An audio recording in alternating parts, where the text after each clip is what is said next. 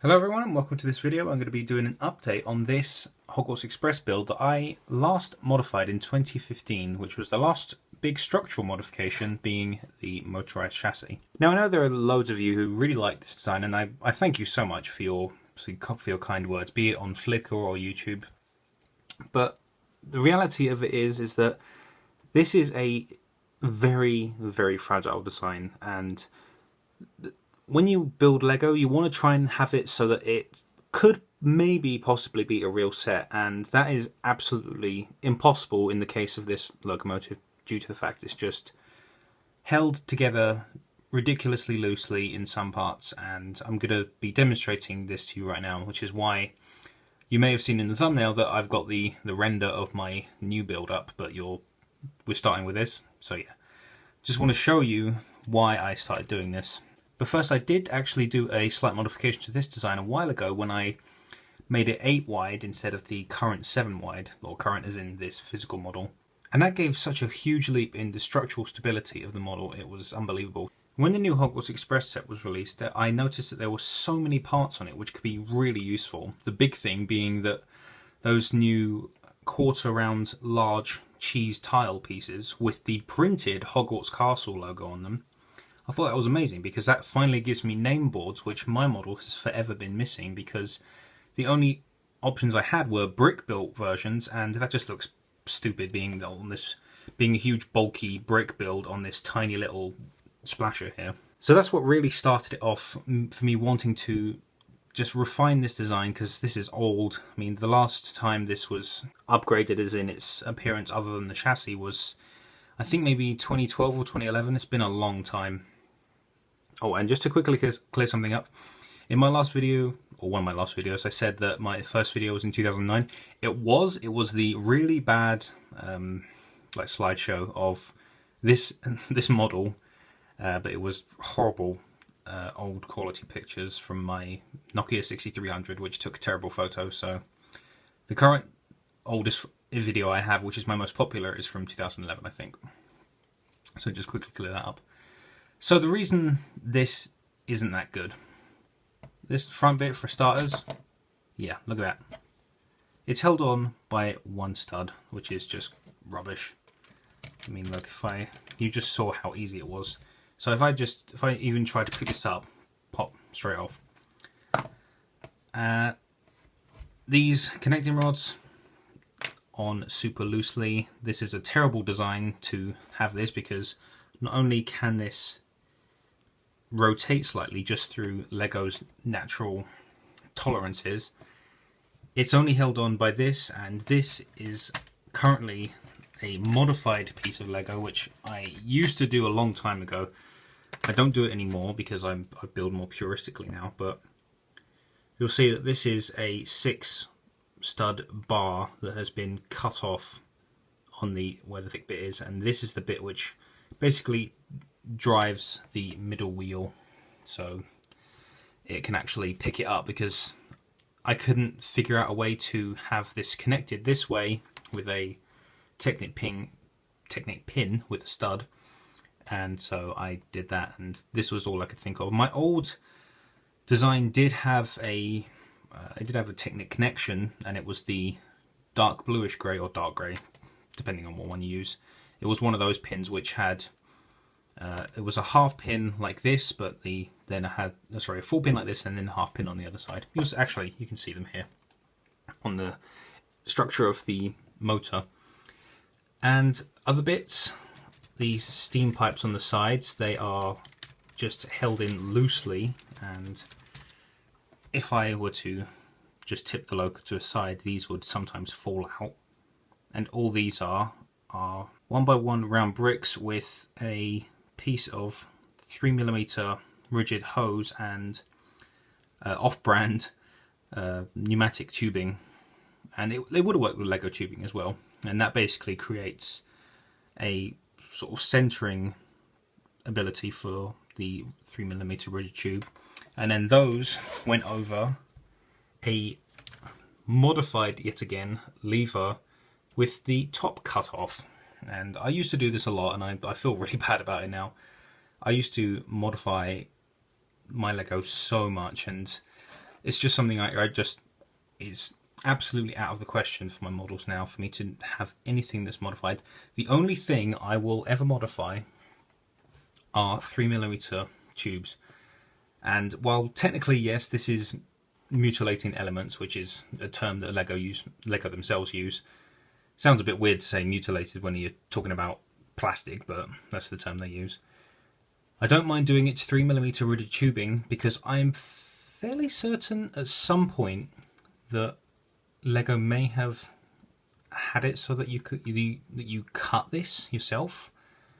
I may be thinking about pneumatic tubing, and that's probably the case, but I think there was a time in some set where they supplied a very long piece of rigid tubing and then they had you cut it with scissors. But again, that's probably pneumatic, so don't quote me on that. I'm probably completely wrong about that. But that's the only thing I do not mind modifying because it's quite harmless. I'm not changing the way the piece fits onto other pieces. I'm simply modifying its length. And there are some pieces in which I don't actually need to do this. In fact, this piece I didn't need to do this because recently I discovered that there are 19 long rigid tubing just like this. This is about 19 studs, and there are 19 stud long pieces that came in sets officially. So quite honestly, all of the tubing that's on this loco I do not need to do. I do not need to cut it. But the thing is, what I did was there are long tubing pieces that I think are about 63 studs long, and they're huge. They were for large hoops of a Technic set, like a racer's set. And I bought that because I figured it'd be one order. It's cheaper than buying loads of smaller lengths. I could just cut it to the length I needed, so that's why I got that. And of course we still have the issue on this side as well. Connecting rods super loose. This isn't so bad, but it's a bit of a sort of hacky sort of way of doing this. I mean, I don't think this uses any modified pieces at all, really. We just have...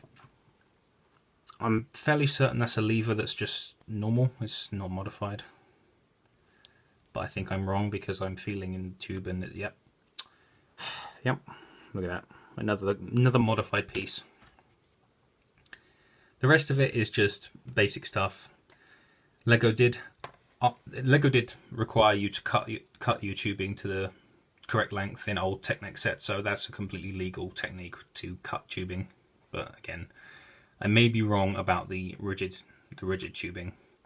This stuff is about 4mm, whereas this is 3mm, and so this is also soft, so it's easier to cut. And this stuff isn't necessarily difficult to cut. It's just it can be classed as modifying an element. Let's see what else. The roof, yep, again super loose, one connection, and it's ridiculous because I have to be so careful where I pick this loco up, because if I pick it up in the wrong place it will literally fall apart. The back here is pretty strong, but that's because this connection with the chassis is way stronger than it used to be, and the entire cab section was just sort of... It was mostly attached to the running board rather than the chassis block, but this is built like really firmly into the cab area now as well. I've also got these pieces which just held in by gravity, and the front one, which was this 1x3, just falls out whenever I turn the loco on its side. This one's held in a bit tighter because it's sort of wedged behind this splasher here. This tubing here, another, again, rigid tubing, this time in pearl dark grey.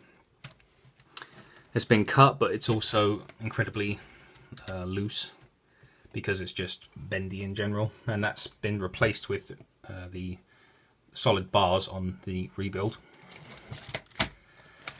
Underneath is not so bad, but again, just due to the fact that this is 7 wide, and if you didn't know, 7 wide was sort of the unofficial build width for British loco builders, and pretty much everyone who built British locos would stick to 7 wide, and then anything wider would be sort of like really big engines, or you'd start to get into American engines that would be between 8 to 10 wide.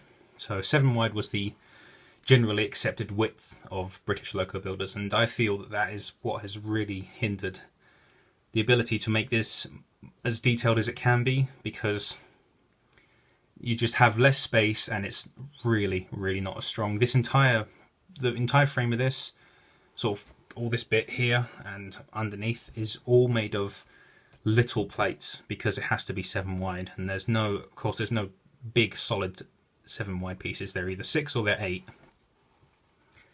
So it just makes for it being super fragile in general. Again, this only held on by 2 studs, super easy to come off. Funnel, just held on by that tiny little nub again, which is yet again a modified piece.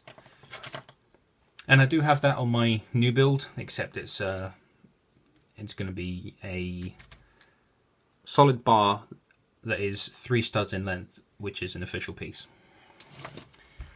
Boiler is, well, the boiler was somewhat alright.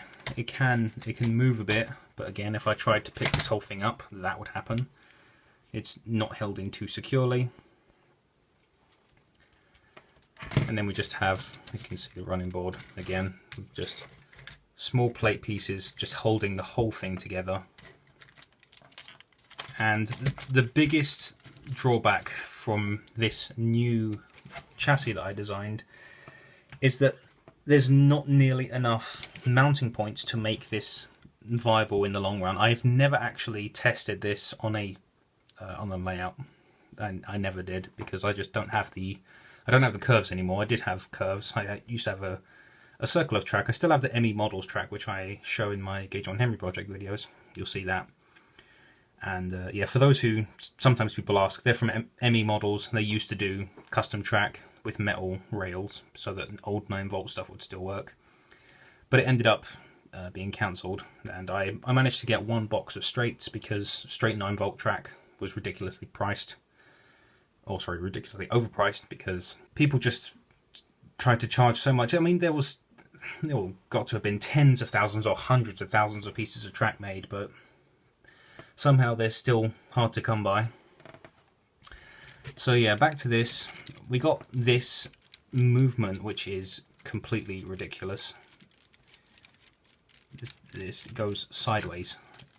It's not meant to do that. That is due to the fact that these points here are only held in by one pin, and it's a 5 long Technic lift arm, and that's just not enough strength. It needs to be reinforced much better than this is here, and it's just not designed for. It's not designed to be practical. It's designed to be functional, but it doesn't even function too well. I mean, it works technically, but it's just far too unreliable to work in the long run, which is again one of the reasons why this really needed a redesign. And we'll see some of the, oh look, there we go. Wow, I didn't even realize that. You just saw I went to just gently push this down to like say, oh look, you can see the plates under here, and that all just fell apart.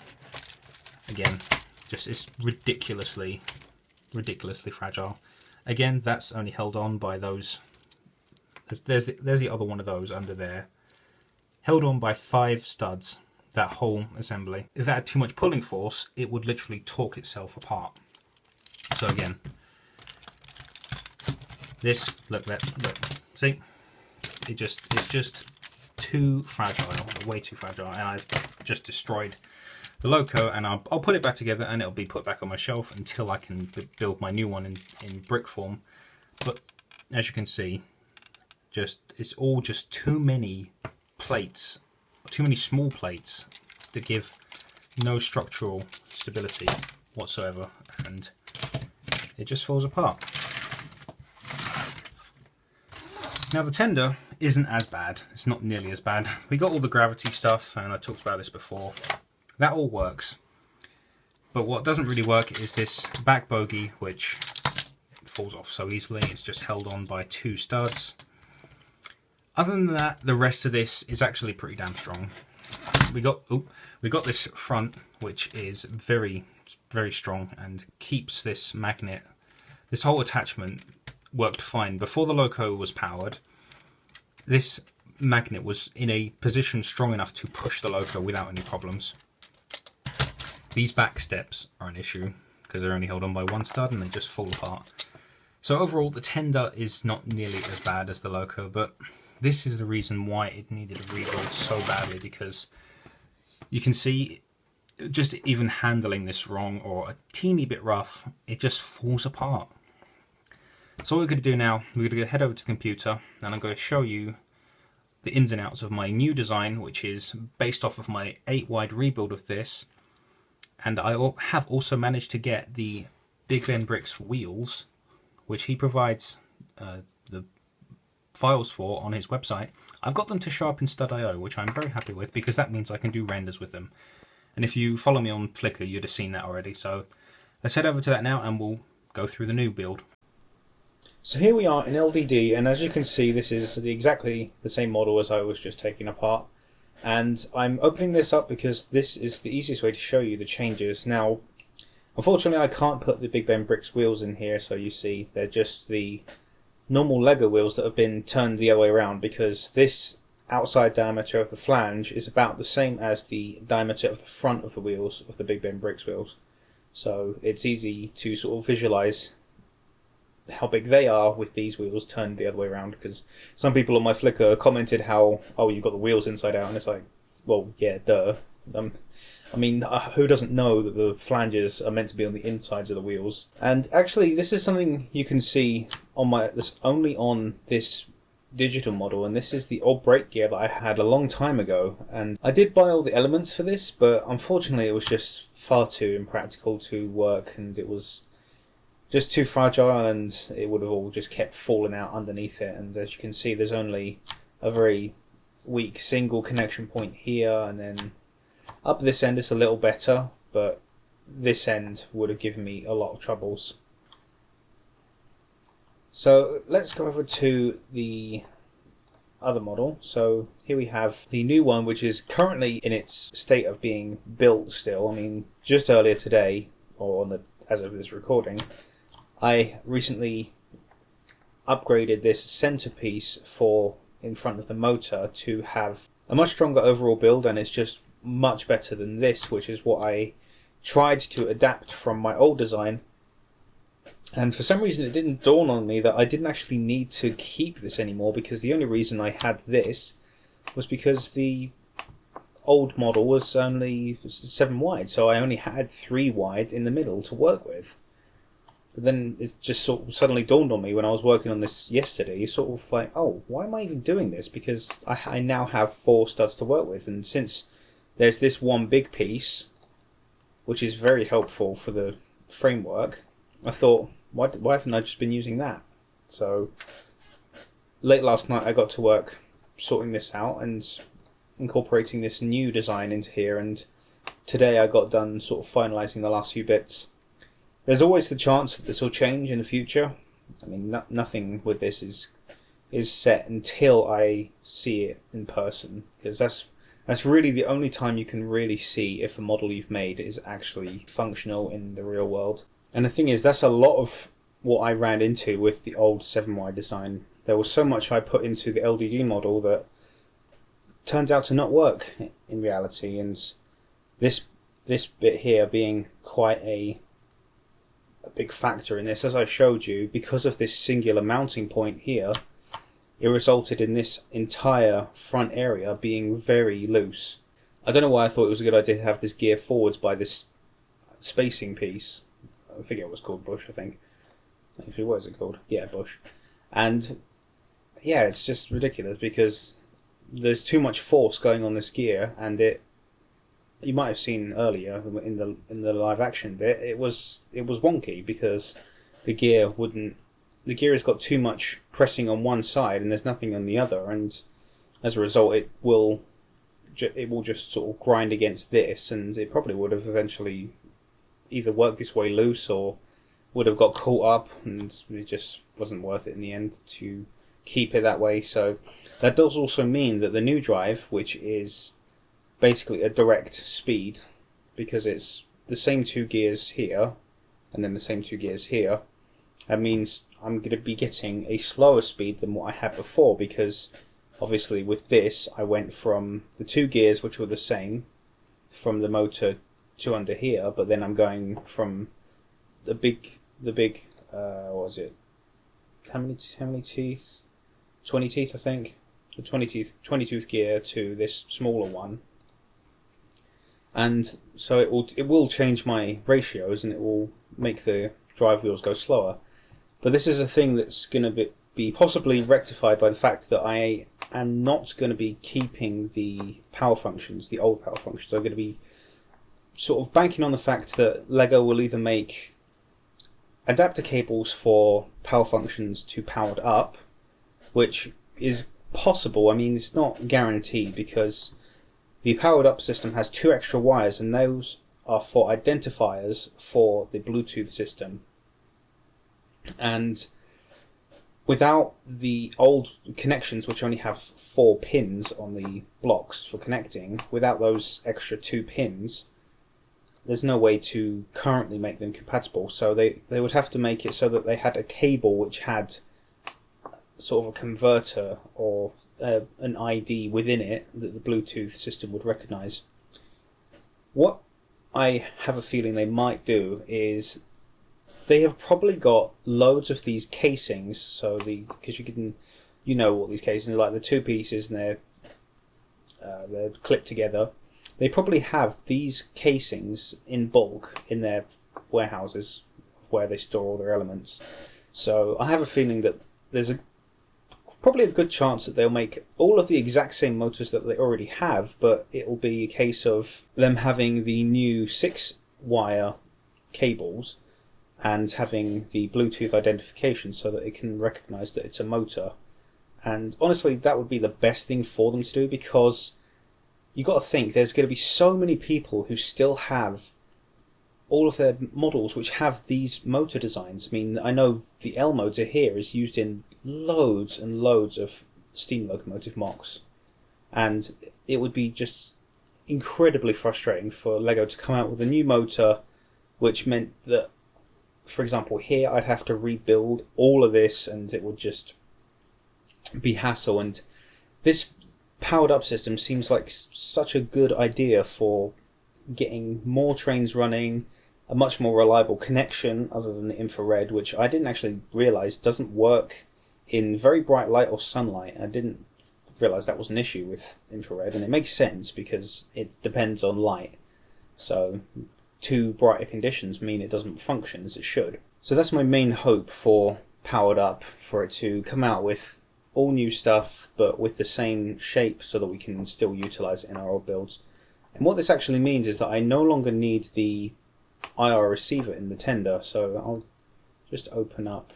So I just opened this up, and this is a sort of mock-up that I've done of around about what the final thing will look like. The tender is still unfinished. There's loads that needs to be done to that, and I've been doing the majority of the work on the tender in LDD, because I only move to Stud.io when there are connections which would work in real life but don't work in LDD. Well, most connections do work, but it's a case of the whole compatibility with Technic and system bricks. And I'm actually surprised that this worked in LDD, where I've got these Technic plates, Technic lift arms that are on studs, and that connection works in LDD, but there are some where that connection won't work. For example, these, I don't think these will go on studs, on regular studs in LDD, but it's sitting on jumpers on this. So that's another reason why it's just easier to transfer everything to Stud.io when I can't carry on with it in LDD. And that's actually the beauty of Stud.io, because you can just import it and it will build it. There will be some sort of minor issues with the construction, because it doesn't like certain plates, 2x3 plates. It doesn't like. It will place them in a different position. Like, for example, these ones, I had this sort of stuck in. I had it stuck over here when I first imported this, and you just have to move it. It will snap into place, as you can see. It does snap onto the studs, but usually they try to fix that sort of thing in the updates.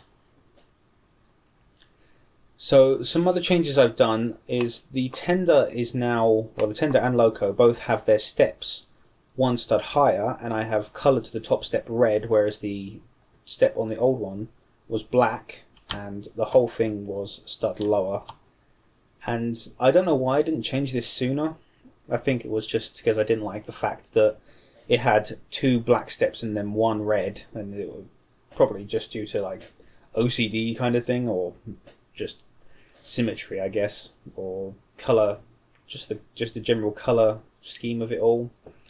But I am aiming for this to be a lot more realistic, so I have moved these up and coloured this red, and I've also added a step all the way along the tender, because the tender on the real Hall classes do have the bottom to come out a bit like this, and it is sort of like that on the loco as well, but obviously I can't replicate that too well along here, so I'm just going from the step and then the tender step back, and then I'm leaving it at that because I wouldn't be able to replicate it here, and in general it just wouldn't work. One of the things I'm really happy with what I've changed is the dome. The new dome, I really like these new pieces, and unfortunately these do not exist in red yet. These 1x1 with a bar on the side. They don't exist in red, but I have a pretty good feeling they will at some point, because I will fully admit it's going to take me a while to put my rebuild into real bricks. So hopefully by the time that I do end up doing that, these will exist. And as I said, they're brand new parts. Well, not brand new. I think 2016. They're only a couple of years old. I mean, I know parts which have been way older than that have come out in new colours, and so there's all the possibility that will happen. And of course these 4x4 macaroni tiles. Oh god, I think I called it a cheese. I called it a cheese tile in the video earlier. I just remembered. I think I was because I was thinking of macaroni and cheese. So oops. So yeah, these are going to be in the new Hogwarts Express set. And since these are printed parts, I don't have to worry about having to apply a sticker and getting it perfect, because I'm one of those kinds where I will absolutely try and apply a sticker perfectly, and sometimes it ends up that I will maybe rock up the corner a bit due to where I've pulled it up and put it down again so many times. But I've gotten quite good at it because I've put stickers on quite a lot of sets in my life, and sets when I was younger, they always used to have stickers, so it became a good habit to get into, and I got good at it. I got good at it eventually, so I wouldn't have minded if those pieces were stickers, but it just gives one less extra thing I have to worry about. Although the possibility of the print being misaligned is a big factor, but what I will do, and I know Lego would accept this as a possible claim, is if any of their printed parts are very badly misprinted or very off-center and you show them a picture, they will send you a new one, because obviously their standards are very high, and if they got an awfully misprinted piece, then they've given you a piece that doesn't meet their standards, so they will send you a new one. But given all the sets I've seen in reviews of the Hogwarts Express, the print has been pretty spot on each time, so I don't think I need to worry. And the new Hogwarts Express actually has a better front dish piece. The crest is the same as the old one, but the 5972 at the bottom is smaller, which is more accurate to the real logo, although the 5972 is written up here. And then of course the headboard is a separate piece on the real logo, but they needed to have a print just because for ease of use. In fact, I have the picture here. You can see we've got 5972 much smaller, and then even in this picture you can see how well centered the Hogwarts Castle thing is. Now, something I don't see how they didn't see this as an opportunity for naming. Alton Hall, which is the locomotive that was used to portray the Hogwarts Express in the Harry Potter films. The loco is a Hall class, and a Castle class is a different thing. And for all you US people who might not know too much about British steam engines, the Castle class is an actual class, and Hornby actually had their Hogwarts Express train set be a castle class, so the name board was accurate, saying Hogwarts Castle. And so there was the joke with the hall that thinks it's a castle, and they missed such a good opportunity because there is a building in Hogwarts called the Great Hall.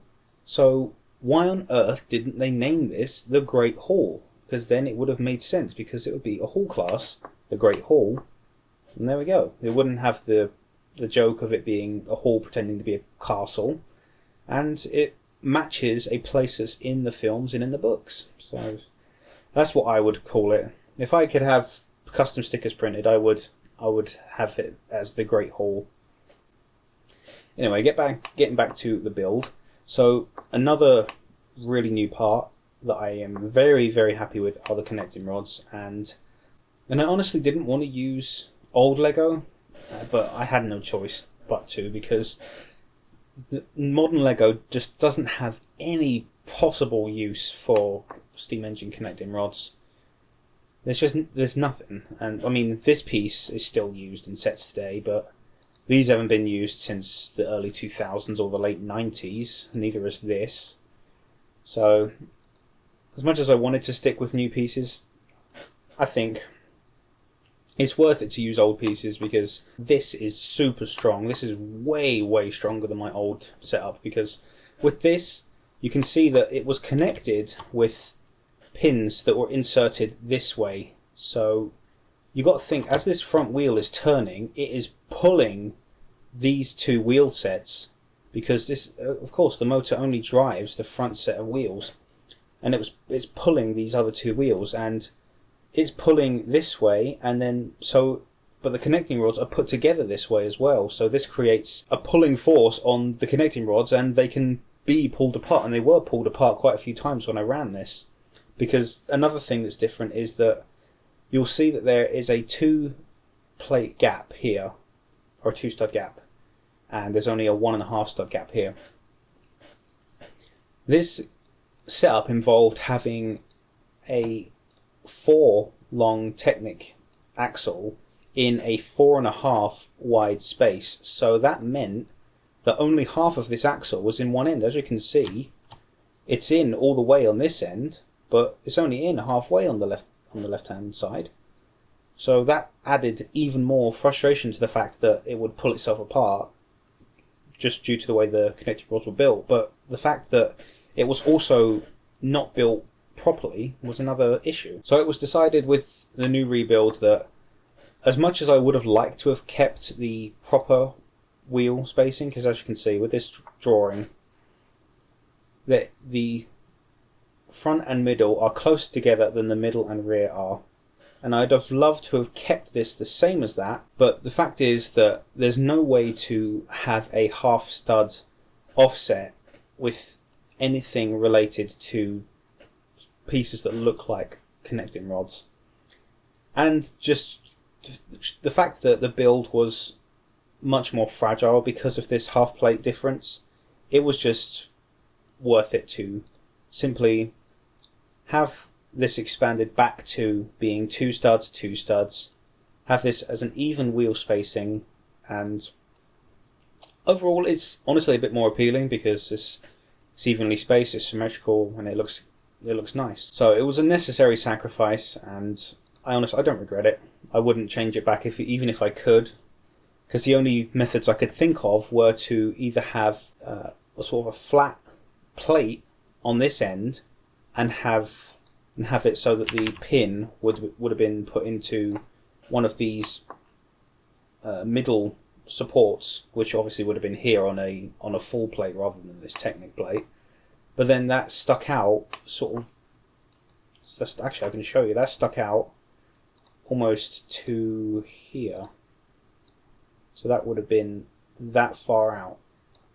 You can see that looks ridiculous with how the wheel, with how far into the wheel it will come. And although this end would be less noticeable due to the fact that you have the outside rod moving, it's just a case of it wouldn't be practical, it would be weak, and this whole strengthened rod design would be useless. So I went with the even wheel spacing. And how this is stronger is that because these parts are the way they are, you'll see that there are studs and a hole on each end of this, but then it's inverted on the other side. It goes hole and then stud, hole and then stud. So what happens is these interlock perfectly. So it works now that the studs are locked together, and the strain of this coming apart is this way rather than this way. And since there's no forces acting to pull the rods this way, theoretically these would not be able to be separated without completely destroying the locomotive. So in other words, there would be absolutely no way this would be able to pull itself apart on its own. It would have to have human intervention to get it to come apart. So that is why this is just so much stronger. And another thing I did with the wheel set when I moved this forwards is I moved the entire set backwards. I think it was either by a full stud or half a stud. I think it was a full stud. Oh no, sorry, it was half a stud, because you can see that the half plate, there's still a half plate gap here, or half stud gap. And this is where it's been moved forwards, and this is where it's half a plate in, sorry, half a stud in, and there's still a gap here. So this was all moved half a stud backwards, and this is more accurate to the real locomotive because the wheels are tucked much further in the cab and I was actually able to lift you could either call it as lifting this up or lowering the entire body down by half a plate, which meant that this was much closer to the real design, because ideally this would have been at least another whole plate further down, because I mean obviously on a real haul class the wheels are actually in the arches. It's not a case of we have to make it with Lego where the arches are literally just there for decoration. They don't need to be there. You can see that if I take it off it wouldn't affect the clearance whatsoever, and it's a shame that we have to do that, but it's just a fact of how we have to build these things. And the reason it was half a plate and not full plate is because the Big Bear and Bricks wheels, I'll try and get in here, you can see that the flange is just about missing the tile that's above it. And that spacing between the flange and the tile, is a quarter of a plate thick. So that's really, really tiny. But before it was 3/4 of a plate below the tile above it. And what I ended up doing was having a studs on side build with the back here. If we hide the wheel, you'll see that this what once was a massive just bricks. It was just a big block of plates and bricks, and it was wasted space. So using studs on side design, I had it so that there is a Technic beam here, as you can see, which is mounted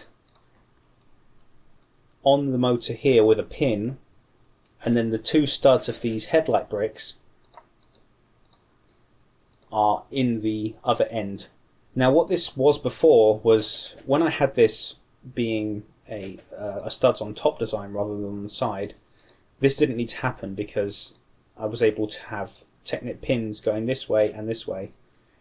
But the thing is, there would have been no way to achieve that half a plate raise of the chassis with the design before, because there are too many interferences within the underside of the cab, and it just wouldn't have worked in general because it would have required a connection like this eventually. So it may have had pins going this way as well, but those pins would have had to be attached to something, which was then attached to something like this. So it's just easier to cut out the middleman and have it so that the studs of these headlight bricks go into these. And while yes, that isn't as strong as a pin design, it's a case of there are 4 mounting points on the back of this, and as you saw earlier when I literally just flopped apart my 7-wide model because of the bad connection in the back here, that was only held in by one single axle, and that was a loose axle at that. I mean, you saw how easy it just all fell apart. So this design will just be so much stronger and is going to be way easier to keep this motor stationary and not have it torque itself apart, which is what the old one did a lot. And so what this was for, you might be able to see that now the rods on the side here are almost completely straight, and this is how it is on a real locomotive. And it kind of bugs me when people build steam engines and they have the rods be sort of way up here, so you never actually have this action of the rod getting up in the air like this and then going down symmetrically the other side. You have it so that this will be either even with where the cylinder block is, or it will be above. So you'll never end up with this rod facing down compared to where this back one is. And that's something I've always wanted to try and do with this, and since I only put this half a plate down, I put this half a plate down as well, the cylinder block, so it would meet up. So this was up. The whole chassis block was up half a plate, this was down half a plate. That meant this lined up straight. But the thing is, this not perfectly straight, and I don't know if this is due to the tolerances of Stud.io, and what I mean by that is, well, tolerances might be the wrong word, but Stud.io will sometimes place things a bit wrong, and it's very small fractions, and so it might be a case of that. If not, there is a difference in height of 1/4 of a plate, like I described earlier with the height difference under here. I should have just done that. I could have just taken that off. So you can see, that's very close under there. So now there is 1/4 of a plate difference rather than 3/4 of a plate difference for the height of the connecting rods to the cylinder block, which makes it so that I can have this, when it goes perfectly straight, when all the rods are perfectly facing forwards, I can have it almost be perfectly straight down the center. And then the throw of the rods up or down will be the same, because, I mean, you wouldn't have the design I described earlier on a real locomotive because it just wouldn't be practical. It wouldn't work because you need even throw on the upper and lower rotation of the wheels so that you get as much power as you can to the wheels through the rods. Because if you think about it, if you had rods that were trying to pump into a cylinder block that was all the way up here, it just wouldn't work, because it would push the rods out and they'd go under. But if they rotated round and the uppermost part of their throw was either even with the cylinder or below it, you wouldn't have any power. So that's why the steam engines need to have it so that the cylinder is exactly in line with the center of the wheels. It maximizes power and it's quite aesthetically pleasing as well. Now you may notice that this is actually old. You can see that my old build is still in here for the connection in front of the motor, and that's because I haven't updated this yet. Like I said earlier, this is just a quick throw together of what I'm in the process of making. Now, someone on Eurobricks suggested that there was a possibility that I could mount the motor vertically instead of horizontally inside the wheels, and these are what I came up with. I think, yeah, that's just the one without wheels. So this is what I came up with, and this also would have given me the opportunity to reincorporate the brake shoes into the design. Unfortunately, this would not fit, because I can actually show you if I do this. The issue is that the motor is simply too tall, and quite annoyingly, the part that's wrong with it is that the half a plate change that I did to the wheels makes it so that it is now no longer possible for this to work. So that's in there perfectly, I think. Yeah, there we go. That's in there perfectly. But you can see the outline of the motor comes above here, and there's already a plate here that's attached to this arch. Now there are arch pieces which don't have the plate here, but as you can see it protrudes into the tiles here by half a stud. Oh sorry, half a plate. Actually about a third of a plate, so that's a bit odd. But either way, you can see it protrudes in, and it would have meant having to rebuild the entirety of the inside of the firebox, and I already have to worry about that being connected to the boiler correctly and having the power light, the light up brick in the firebox as well. Because that's something I've always wanted to incorporate with the 8Y design, because I did have something of a light brick design in my 7Y version, and I think it might have been the old Exoforce light piece, which was a flat 2x4 transparent block. But since they don't make that anymore, and they have one which is, in my opinion, a better design, this 2x3 brick size, I decided to incorporate this one into the design.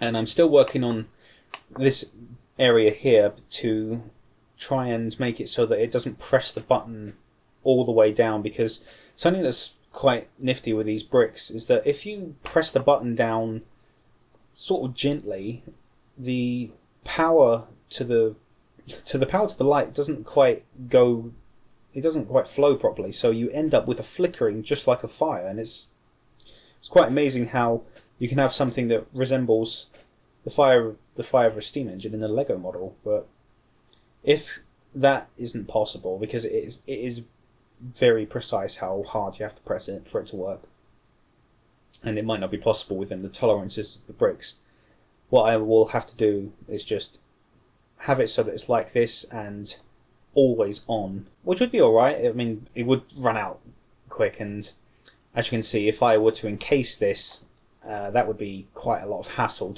to get it out, to change its batteries, or swap it over for one which was still new.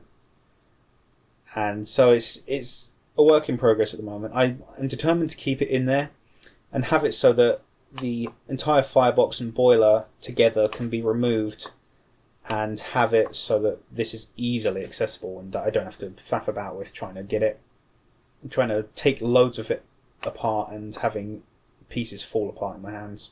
So on the new design we also have updated exterior steam pipes, and as you saw earlier, the old ones were 1x1 round bricks with the flex tube and pneumatic tube in them put over a cut lever, which again is, I just don't do that anymore. So this is a new design. It's, as you can see, it's the newish 1x1 round tile with a pin on it, and these parts which you saw as the brake rigging underneath, and then we have this again. This is available in black, thankfully. So it's the red one here is literally the only piece that doesn't currently exist. So I'm really hoping it will. And this design makes it so that it's a lot more functional in terms of it will stay put. Because, like I said, the old one, it just fell off so easily. If I tilted the whole thing sideways to maybe inspect a bit of it, these would fall out and they'd go rolling around, and it was just a hassle. So now that these are connected by a clip and a bar, it's just going to be much easier. And we've got the new 1x1 round plate with a bar off to one side. And this makes for a decent smokebox door. I posted a picture on my Flickr though with a boomerang as a potential smokebox door, because it had one going off this way and one going off this way, because obviously it's a boomerang. But the issue with that was it was quite flat, and the handles on the front of the smokebox doors they're literally just sort of rods, and it didn't really make too much sense. So I decided to go with this, and this method is used by quite a lot. I'm not quite sure who came up with it originally. I think it might have been done quite a long time ago, because I think this piece has been out for a few years now, so it's very possible that it was done a while ago. And quite recently I was just wondering what on earth I could do with the funnel, because again I didn't want to try and use old pieces where I didn't need to, but What you see here is a 12-volt train wheel, and it won't be this particular one. This is the one which was for the motors, so it has this pin on the back. The one I'm going to use was the version where it had a pin that went through it, and that would clip into a 2x4 brick. And as I found out recently, it's absolutely impossible to separate those after you've put the pin in. It would have an extreme amount of force to try and get it out. So luckily there are ones which are for sale on Bricklink which have not been inserted into the blocks, so they don't have the pins through them. And that pinhole happens to be the same diameter as a bar or a 3mm flex tube. So I've got the newish 1x1 round plate, or sorry, tile with a stud action. Yes, that's a plate, modified plate. Oh no, it's modified tile. And then we've got the one with the stud hole on it, so they go under there to create the bottom half. And then, as I've put in some Flickr pictures recently, what I would do is have a sticker on this part of the wheel that would be copper to simulate the copper strip that is on the top of the funnels of pretty much all the Great Western locomotives. And you can see, yeah, it's just, in fact, you can see this is the one with the connecting rod hole.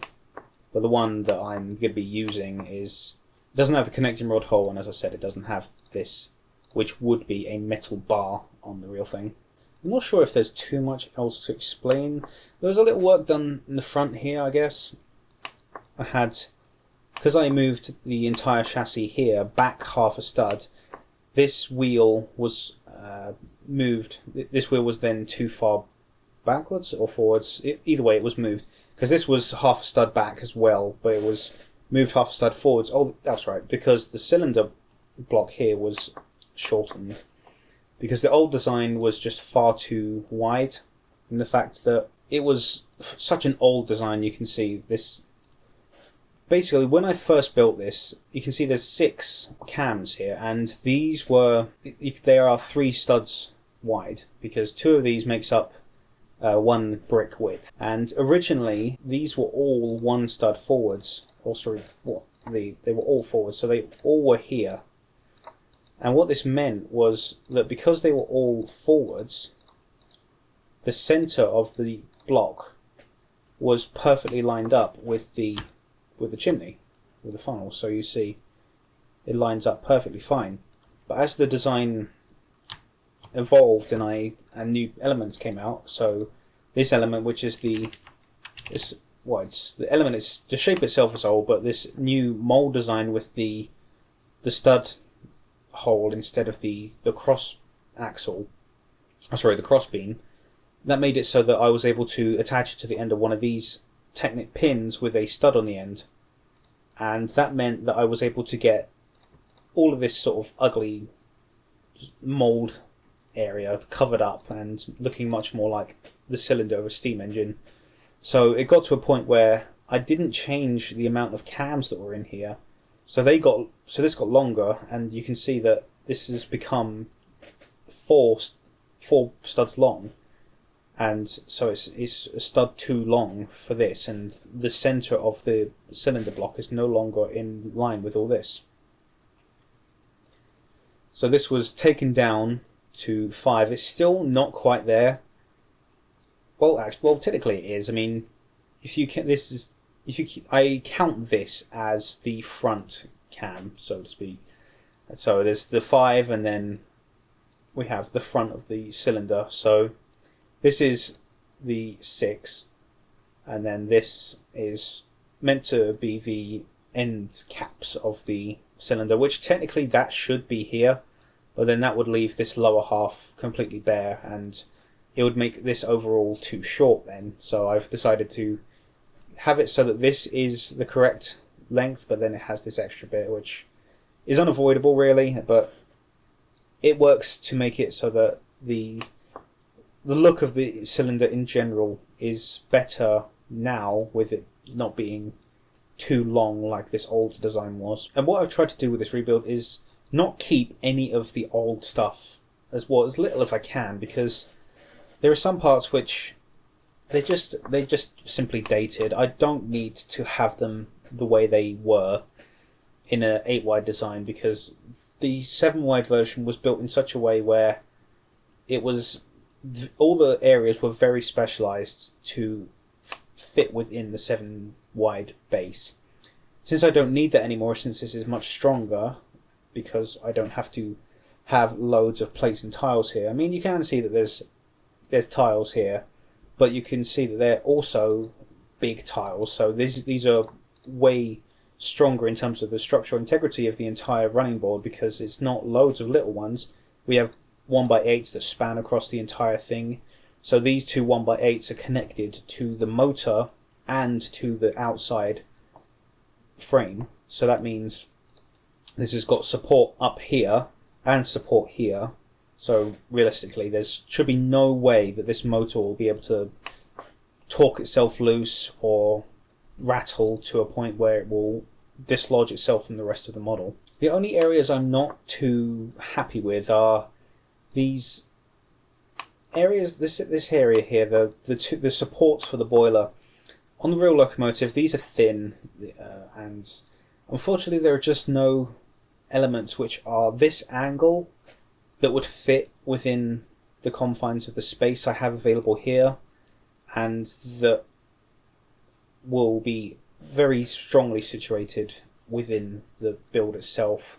The only ways I could think of doing this were with destroying all under here and having it held in by either one point or sort of clipped in. So it's just a case of, it's too wide, this, but it's there on the loco, it's there on the real thing. It's meant to simulate the boiler support, so it gives a good enough illusion that that's what it does. It's a bit thick, but it's all I can do. So that's got to stay, unfortunately. That's one aspect of the design I wish I could have changed. I mean, this is still in its building process, so it may very well change, because sometimes I will find something that will just suddenly pop into my head. Oh, this is the way to do this. Oh, I could have done this that way. And I explained this in the video where I was talking about the grille of my 69 Dodge Charger that I made, where I couldn't think of what to use as the split in the grille, and I thought suddenly, of a minifig popsicle piece, and that worked perfectly. And that's happened a few times with this design. It's just a case of it will not just pop up exactly when I need it to pop up in my head. And it does take time for these ideas to arrive in my head, and then I have to either try and write it down and so I remember it, and then implement it at a later time. But just what you'll learn with building, it's just it takes time, and your brain will start to think.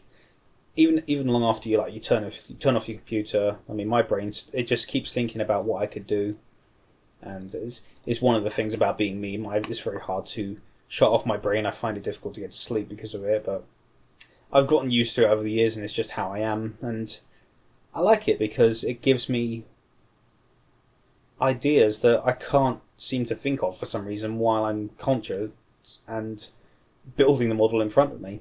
Now the tender did undergo a few extra changes.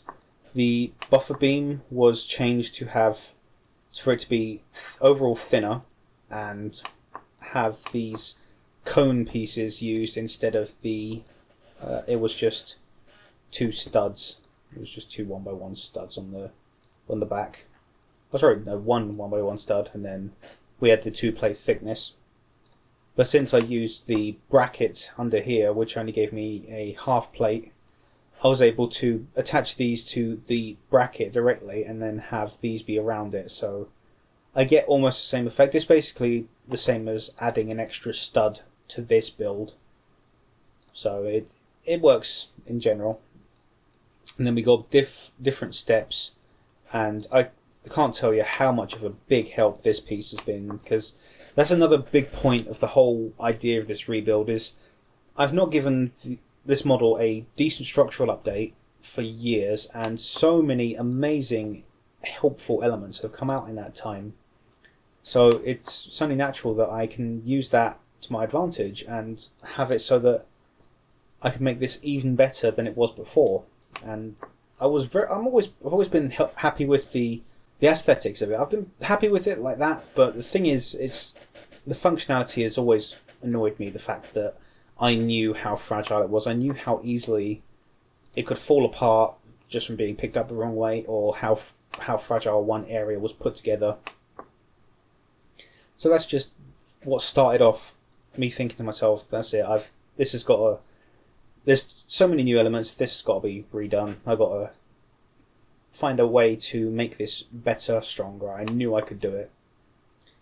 And like I said about modifying elements, what I do have on the real one is 1x1 clips here, and they are holding a cut bar. So not even flex tube. It's literally probably would have been a 6 long bar that was cut up and sanded down so that they were 2 studs wide. And since I don't want to have any modified pieces on that, and the fact that those are tiny on the real locomotive, it's a case of it's just easier to have it so that this is smooth at the back, and I don't really need that detail there. It doesn't have to be there. And I did experiment with other ways of having it so that this was a studs on top design, but I wanted to keep this curve that I had here. The only way I could have studs on top design was to have this curve just become a right angle, and that sort of ruined the aesthetic of how the top of the tender flows. So I just thought to myself, if I can't have it so that these bars are of a legal build design, I just won't have them at all. So I decided to remove them. The last thing that is still being currently worked on, you can see I've got a couple of prototype designs for a new control panel here. This is the old design for the 7 wide model. You can see it was made so that it would fit within the 3 wide space I had inside the firebox, which is still the same size. So this is what was in there, and this was how I made it so that there was a transparent tile here, which was meant to represent the water indicator, and it is in relatively this space of the control panel on the real locomotive. So I was quite happy with this design when I first came up with it, but you can see just how far back it goes into the firebox. So it was starting to become impractical to have that continue over to the new model, especially since the area in the cab where this goes is now 4 wide, whereas it was 3 wide before. So again, it's a case of I have more room and I'm going to use it, basically. So that's still currently undergoing some designs, and I've decided to use this roller skate piece, which is available in pearl gold, in the place here, because there's a little sort of set of pipes, I'm not quite sure what it's called, in the cab. There's a little set of controls which are brass, and I think this skate, although it does look a bit odd, it represents that quite well, better than the binoculars did, basically. So the roller skate is the new piece that's going to go there, and I do still intend to have the water meter somewhere around this area. This is still sort of very early, just ideas of how to do this, and I'll eventually come up with something. I mean, I did try a studs on side design with this. You'll see that this was meant to be the firebox hole, and this was going to be where the water level was. But since I have the studs facing upwards here, and I need to have this area free for the light to show through, I've decided to stick with a studs on top design for this. So it's going to be like this in the end, and I'm still working on that. And here we have the new design, or the early new design, for the axle boxes that are going to cover the tender wheels. Oh, because something I haven't actually talked about this before is that you may have noticed earlier that there is a flanged wheel in the middle, and of course this does not work with Lego's official curves because they're just simply way too tight. But there are a couple of third-party manufacturers, one of which does an injection molded track and the other does quite good 3D printed track. They both do really large radius tracks, and it's much better and much more realistic of a radius for steam engines and diesels, because you probably have seen some videos on YouTube where you see the bogies under the coach turn so much, and then this really long coach is hovering so far over the edge of this corner. So it's a case of I'm not going to be having this be compatible with official curves. So what that means is this is a 13 stud wheelbase length, and so is this, so is the tender. So what this means is I do not have to have this motor here be articulated anymore. So this is all going to be fixed along here. This isn't going to be here anymore. This is going to be like this again. It's going to be the small spoked wheels, and these wheels, which are the official Lego ones as seen on the model here. These are these official Lego ones, which they're alright, but I don't like the fact that you can't see through them. But with their official wheels of this size, you can see through them.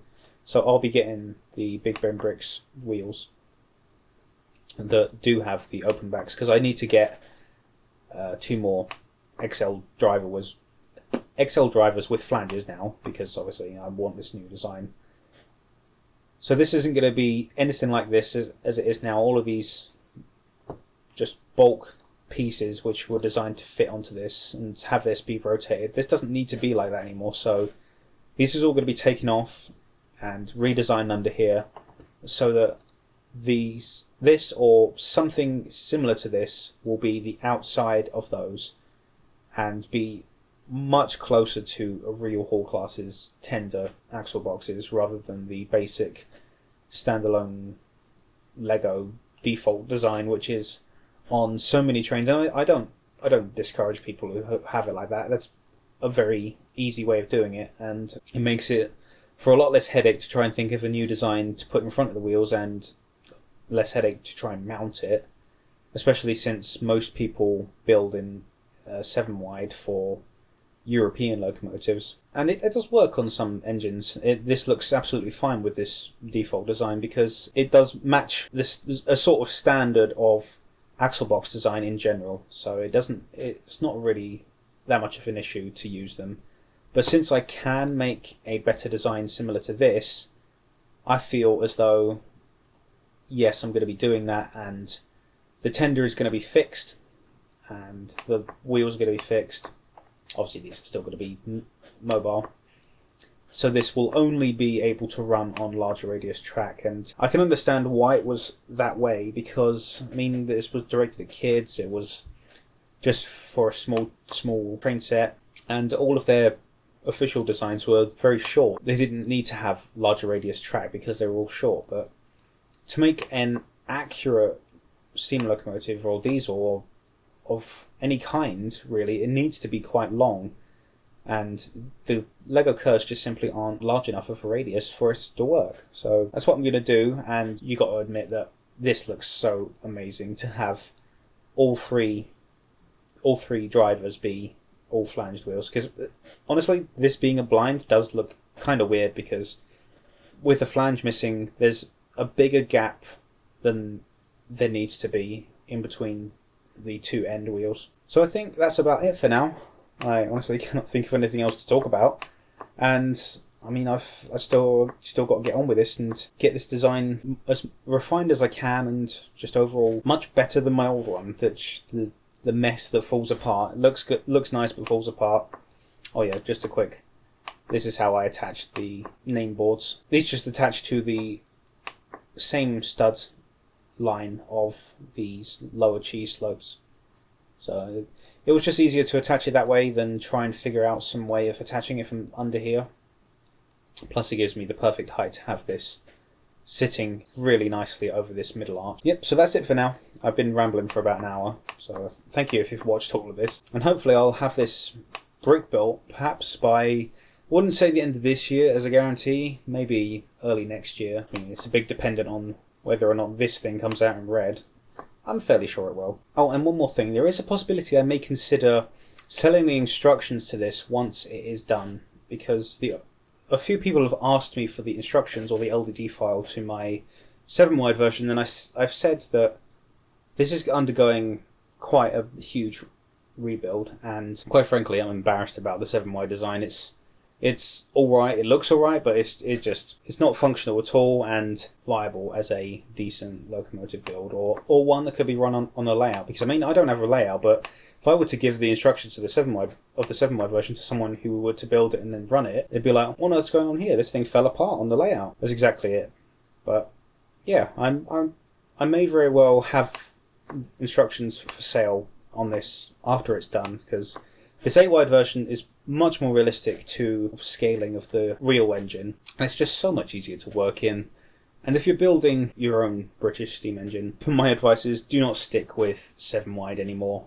It's just not needed. It's just frustrating to try and work in that width. Go 8. You'll thank me. It's just so much easier. So I think that's it for now, and we'll post updates when I have a big change to this, and I will absolutely make a video when it's done. If not, if I don't post any more progress videos of this, the next video you see of this is when it's completely done, and that will possibly be the time that I announce that I can have instructions for sale to this. So thank you ever so much for watching, and I shall see you in the next video.